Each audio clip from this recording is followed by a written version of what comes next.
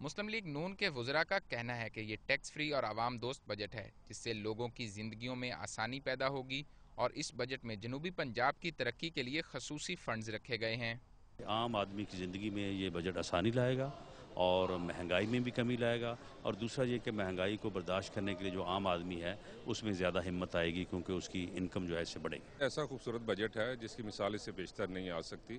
اس کی وجہ یہ ہے کہ پہلی دفعہ ایسا ہوا ہے کہ بڑے شہروں کو، بڑے علاقوں کو چھوڑ کے دور دراز کے علاقوں کو اکوموڈیٹ کیا گیا، اور جنوبی پنجاب کو خصوصی طور پہ اس میں ٹارگٹ بنا کے وہاں پہ فیسلٹیز پرووائڈ کی جا رہی ہیں، اور ہر شعبہ زندگی جس میں خاص طور پہ صحت اور تعلیم ہے اس کو زیادہ بوسٹ اپ کرنے کے لیے، اس کے لیے زیادہ پیکیجز رکھے گئے ہیں۔ پنجاب کے بجٹ پر بات کرتے ہوئے پیپلز پارٹی کے وزراء اور پارلیمانی سیکرٹریوں نے ایک دفعہ پھر مسلم لیگ کو تنقید کا نشانہ بنایا اور کہا کہ اس بجٹ کی کامیابی کا سہرا بھی وفاقی حکومت کے سر ہے۔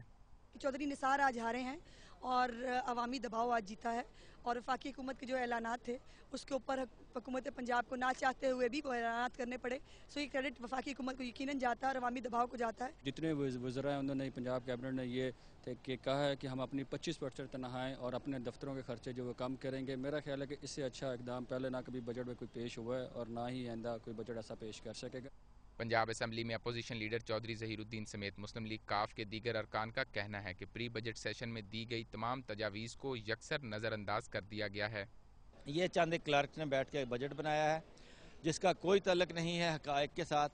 میں آخر پہ یہ بات کہنا چاہتا ہوں کہ 2008 کے بعد پنجاب کے عوام کا 9 میں زیادہ برا حال ہوا، 9 کے بعد 10 میں برا حال ہوا، اور جب 10 ہے 10 کے بعد 11 میں اس قدر برا حال ہونے والا ہے کہ عوام اپنے گھروں میں کم اور سڑکوں پر زیادہ پائے جائیں۔ بجٹ والے دن اصل میں بجٹ میں تمناؤں کا ذکر ہوتا ہے، خواہشات کا ذکر ہوتا ہے، آرزوؤں کا ذکر ہوتا ہے، اور وہ ہمیشہ سب کی اچھی ہوتی ہیں۔ دیکھنا صرف یہ ہے کہ جب سال چلے گا تو وہ جو اچھی آرزوئیں تھیں وہ آیا کوئی ٹھوس چیزوں میں تبدیل ہوتی ہیں؟ جب وہ تبدیل ہوں گی تو فوائد اس کے آپ کے سامنے آئیں گے۔ عوام دوست ہرگز بجٹ نہیں ہے، بلکہ یہ آپ کہہ سکتے ہیں کہ اچھی پرنٹنگ کی گئی ہے۔